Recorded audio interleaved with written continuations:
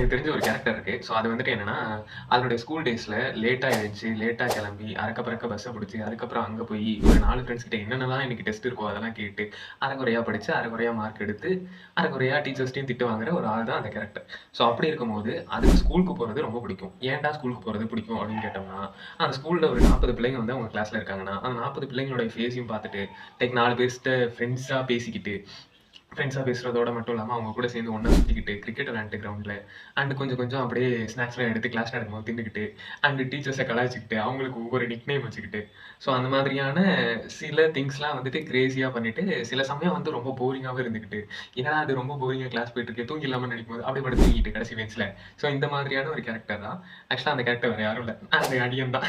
So அந்த மாரி இருக்கும்போது, என் கூட ஒரு 4 ஃப்ரெண்ட்ஸ் இருப்பாய்ங்க. அவிங்களும் லைக் இத விட இன்னும் கிரேசியாவும் இருப்பாங்க. சம்திங் வந்துட்டு ஒரு மாரி என்ன சொல்றது?